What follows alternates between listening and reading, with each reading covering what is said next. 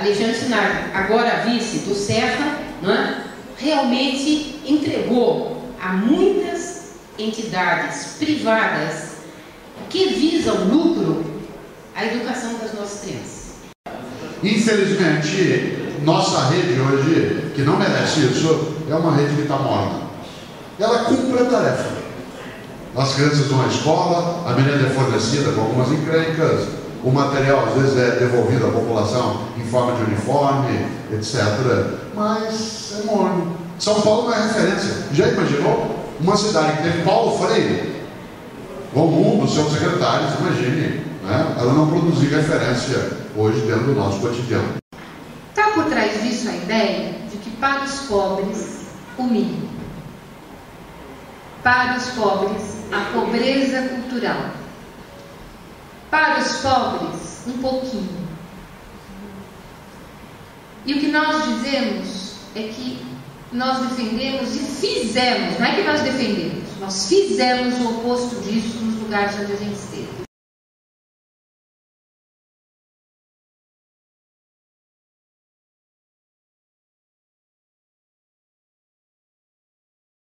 Nós moramos numa cidade muito interessante e muito complicada, não é?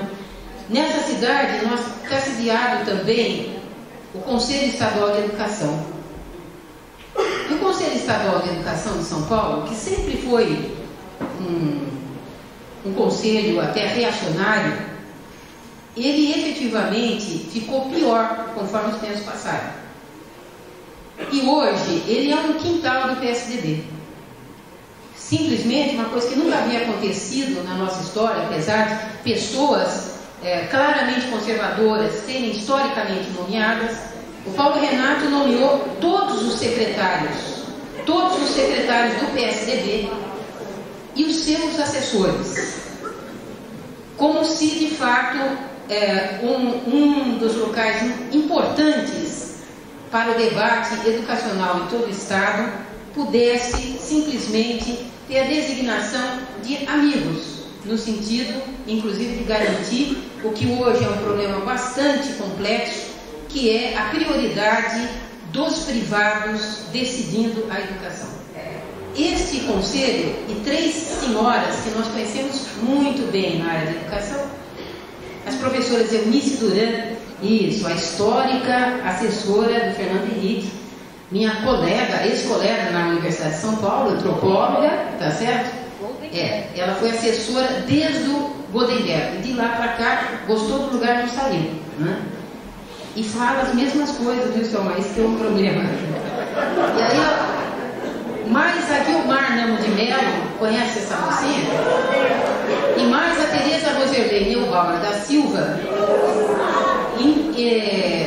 Esse que é o problema. Estas mulheres assinaram um parecer. Vocês vejam que coisa interessante, datado do dia 1º de fevereiro de 2012. 1º de fevereiro é o dia de confraternização do Conselho. Portanto, assim, estava chegando de férias, aí eles falaram, olha, surpresa, nós temos aqui um parecer, pensamos tanto nas férias sobre isso, e queríamos propor aqui para vocês. E foi aprovado. E essa deliberação, ela faz um movimento que não é um movimento nem ingênuo e nem simples. Ela exclui, Selma, da formação dos cursos de pedagogia a formação do professor de creche. Essa discussão, ela não é uma discussão tão simples, porque efetivamente nós levamos pelo menos, acho que um século, e nós da própria universidade, para reconhecer a importância das crianças e nos dedicarmos a estudar cientificamente o que é a infância e o que é a infância. Portanto, faz muito pouco tempo que nós aprendemos que a educação infantil é uma condição fundamental para garantirmos, inclusive, cidadãos e cidadãs criativas, interessantes, inteligentes, perguntativas, como diria Paulo Freire, não é? E ali, no início, realmente, do seu processo de vida, é que se estabelecem algumas referências fundamentais. Mário Sérgio começou conosco já na gestão Luiz Erundina.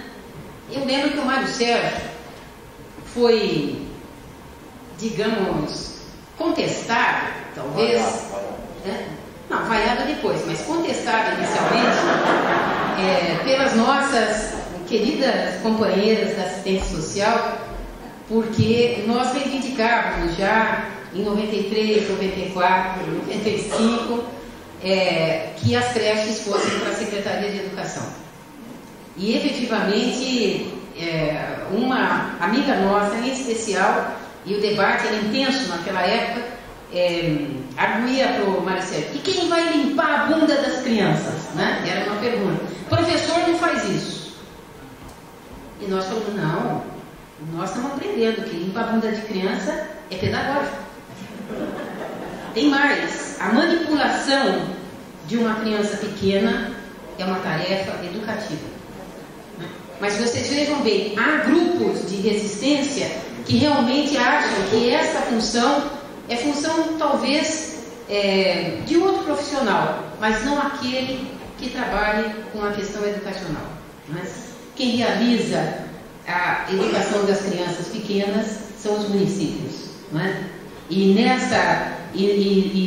por conta disso, nós estamos numa cidade que também aqui, ao invés de ter um crescimento razoavelmente proporcional entre as creches diretas e as creches conveniadas, nós estamos tendo a cada dia que passa, e sempre com uma argumentação que há 10 anos atrás seria procedente da pressão do Ministério Público para que as crianças tenham seu direito reconhecido, né? A Prefeitura nada fez, ou fez muito pouco em relação às necessidades, e efetivamente vem acelerando esse processo de conveniamento que, surpreendentemente, pela primeira vez, né, o agora candidato a vice-prefeito, Alexandre Schneider, eles foram espertos, viu?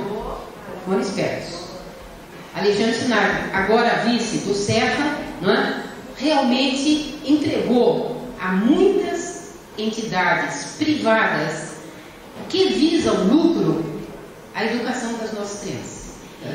O próprio Alexandre Schneider reconhece que a Prefeitura de São Paulo não faz um acompanhamento dessas creches, e ela somente autoriza que funcionem. E, portanto, eles só vão saber se estas creches conveniadas estão atendendo devidamente se houver uma denúncia por parte da população sobre essas questões. Pensem bem, são mais de 1000 creches contra 357 diretas. Né? E, portanto, essa situação, ela precisa, realmente nós já estamos no momento de começar a invertê-las.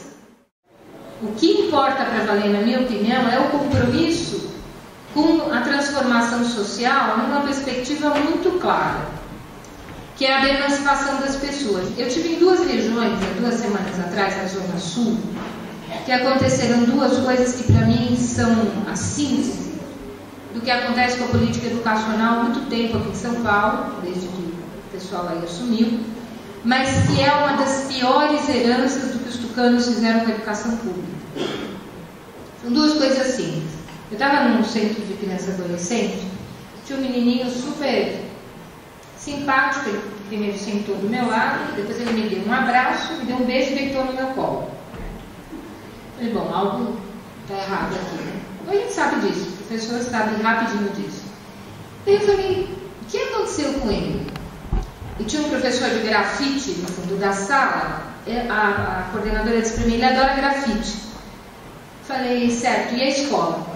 Imediatamente deu para perceber que algo ia mal. E ia mesmo, ele tinha 12 anos e tinha sido expulso de 2 escolas. A coordenadora disse para mim, sabe, a família dele é muito desestruturada. A mãe é dependente de drogas e o pai tem um outro problema. E ele é uma criança muito sozinha e abandonada. Eu falei, e a escola expulsou. Bom, evidentemente que isso envolve providência legal. Imediatamente tem que tomar uma atitude em relação ao Ministério Público. A gente conversou até sobre isso. A outra coisa é que teve um sábado aí, no fim da tarde, que eu estava na Vila Natal, um grupo de mães de deficientes me procurou e contou a seguinte historinha. Eu não vou me lembrar agora da síndrome que a criança tinha. A criança tinha convulsão e cada vez que ela tinha convulsão, ela tinha uma perda de memória por um tempo grande. E ela estava na escola quando isso aconteceu. E por causa disso, ela apanhou na escola pública. E por causa disso, teve uma lesão, uma nova lesão cerebral. E por causa disso, um monte de coisa ficou encoberta. E essas mães viraram para mim e falaram assim, sabe, a gente tem muito medo de falar alguma coisa. Inclusive de falar com a Secretaria de Educação e inclusive de falar com o promotor. Natalina estava ali, lá, a gente ajudou a dar uma indicação, mas tinham casos mais graves. Isso aqui é só um dos casos. Tinha caso de criança que é descendo deficiente, apanhando a diretora, e a lista é grande. O que está em questão nesses dois casos, na minha opinião, e acho que tem a ver com isso que eu estou falando, da concepção do tucanato, da herança que nós recebemos aqui em São Paulo? Está por trás disso a ideia de que para os pobres, o mínimo.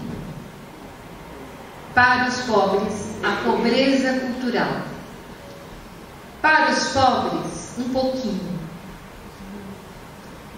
E o que nós dizemos é que nós defendemos e fizemos, não é que nós defendemos, nós fizemos o oposto disso nos lugares onde a gente esteve. O Zé foi secretária do Diadema, eu fui secretária de Santo André, a gente trabalhou junto em São Paulo, que foi a matriz de um monte de coisa. E quando eu entrei no governo de São Paulo, tinha 28 anos.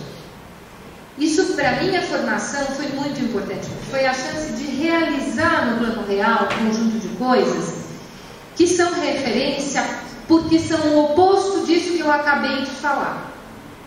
Nós estamos falando que a escola pública é um lugar onde as crianças podem construir conhecimento, não só na área de português e matemática. Eu sempre me pergunto, por que na escola pública o currículo tem que ser mínimo, não pode ser máximo? Por quê? Qual foi o lugar do mundo, eu não conheço, que a experiência de focalização em português e matemática deu certo? Eu não conheço. Nenhum lugar do mundo que eu fui atrás verificar, eu vi essa experiência dar certo. Ao contrário disso, a escola pública é tanto mais eficaz, criativa e inteligente quando ela mobiliza na sua estrutura e assegura aos alunos o direito ao conhecimento em todos os campos. Tem uma segunda coisinha que tem junto com isso, que é um discurso que transforma as crianças num monte de lacunas. Porque não tem o pai, não tem a mãe, não tem recurso, não tem casa bacana, não tem saneamento básico, não tem mesinha para fazer lição e não tem sei lá mais o quê. Eu quero dizer para vocês que o pilar do nosso debate, a coisa mais importante que nós estamos fazendo na escola pública é disputar o destino das crianças. Sejam elas de uma família estruturada, sejam elas de uma família desestruturada. Tenham elas berço ou não tenham elas o tal do berço. Eu, como quando nasci não tinha nem berço de ouro, nem berço nenhum, eu integrei desde cedo o movimento do sem berço, eu digo a vocês que não é isso que determina o rumo das coisas.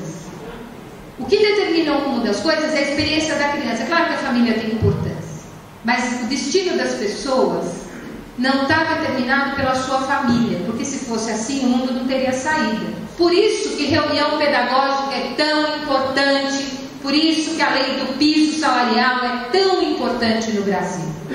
Não é só por um problema salarial, é porque se trata de criar na escola um espaço de reflexão sobre o currículo e sobre as dificuldades das crianças, mas também sobre as possibilidades. Eu sonho com um dia que nós vamos ter reunião pedagógica, Mário, que a gente vai discutir possibilidade, não só erro. Que nós vamos chamar os pais na escola para dizer assim, o seu filho tem qualidades e possibilidades extraordinárias. Não é que o seu filho não sabe não sei o quê. Isso tem a ver com a discussão da deficiência. Por quê? Porque uma escola não pode ser inclusiva só para deficientes. Uma escola só é inclusiva se ela for inclusiva para todo mundo. A escola é um lugar que as pessoas têm que ser como são. E para fazer isso, precisa ter muito trabalho institucional. Muito. Por quê? Porque a formação de professores não tem que ser uma formação moralista, do jeito que é, como a Zé falou, para dizer que os professores são mal formados. Olha, eu estudo já faz um certo tempo. que nem a professora Elisete e o professor Mário Sérgio. É o seguinte, nenhum de nós é perfeito, isso não existe. Quem trabalha com conhecimento se forma sempre, tem que se formar sempre, é da natureza do nosso trabalho.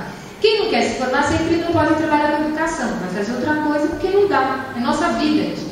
Então esse discursinho fácil sobre que todo mundo é mal formado é um discurso para desqualificar e responsabilizar o professor por coisas que o professor não tem responsabilidade muitas vezes. Um boteco chamado Anhembi Morumbi, devidamente negociado com o PSDB e com o Paulo Renato diretamente, que transformou, conforme combinações muito claras, que transformou essa escola numa universidade. E essa universidade foi a porta pelo qual realmente os recursos internacionais entraram e estão entrando. Se vocês olharem, porque nós estamos numa região que historicamente teve pequenas escolas superiores que se dava o seguinte, vamos supor, nós três estávamos aqui e falaram, poxa, vamos fazer um curso aqui de pedagogia, que é legal, tá certo? Tem gente interessante, vamos criávamos. Esses cursos todos estão desaparecendo, porque entidades, empresas, como a Anhanguera, por exemplo, só para a gente lembrar, comprou entre 2007 e 2010 257 faculdades no Brasil, tá certo? Então, para a gente saber com que é que nós estamos lidando. Discutir o Cimentos Votorantim e a Anhanguera é o mesmo critério. E, portanto, a discussão é quanto vale a ação no mercado, tá certo? Essa discussão ela vai passar por dentro das nossas escolas de que forma? Lembrando do seguinte, com todo respeito às outras áreas sociais, tem uma questão que nós nos orgulhamos bastante. E é muito bom que a gente se orgulhe e defenda esse orgulho. Nós somos a única área social que conseguiu cumprir, digamos, de uma forma satisfatória do ponto de vista quantitativo, exatamente o direito de todos. Com todo respeito à área da saúde, os nossos companheiros da saúde, batalhadores, a criação do SUS gerou um processo incrível de criação e estímulo a planos privados de saúde. E hoje, os planos privados conseguiram uma coisa inédita. Parte de nós, inclusive parte dos que estamos nessa sala, já não acreditamos mais que a saúde pública via SUS representa o melhor atendimento. Eu poderia pegar a área da assistência social, que foi praticamente privatizada no Brasil, foi terceirizada. Nós não temos mais um asilo público, tá certo? Então, qual é a área social, digamos, que realizou aquilo que constitucionalmente estava previsto? A área de educação. Porque o bem ou o mal, 90% de qualquer criança, jovem ou adulto que estiver matriculado numa escola, está matriculado numa escola pública estatal. Portanto, essa é uma política que conseguiu fazer, contra tudo e todos, exatamente a realização do direito de todos à educação, ou quase todos. Nós vamos dizer que ainda é quase todos, mas ela vai dentro de uma defesa, não sobre uma visão focalista de que alguns podem e outros não, alguns devem e outros não. O que eu preciso ser muito pobre para ir para o ensino público? Não, o 90% dos alunos matriculados nós podemos dizer que é realmente um direito social que vem dando certo. Portanto, a área privada, do interesse privado do capital, ele não entra, não dá para ele entrar e substituir a escola pública. Mas dá para ele fazer uma coisa que ele tem feito com muita competência. Esta escola que está aí, ela é fraquinha, ela não tem qualidade. E os professores são mal formados. E tem um problema conosco, professores, que realmente parece que nós somos alérgicos à inovação. Somos alérgicos a novas aprendizagens que só podem ser resolvidas se efetivamente, em especial as prefeituras, adotarem um planejamento único, um material único que eu distribua nas escolas para que os professores realmente possam segui-los. E se eles seguirem direitinho, veja que coisa interessante, as notas do SAEB e agora do IDEB podem ser maiores. Vocês vejam que foi um absurdo, não é? Entrar o IDEB no Plano Nacional de Educação do jeito que entrou, considerando inclusive o PISA como realmente um critério externo, que ainda escreveram lá, cientificamente comprovado, só para o CDE, tá certo? Eu acho que tem um pouco a ver com a Dinamarca, não?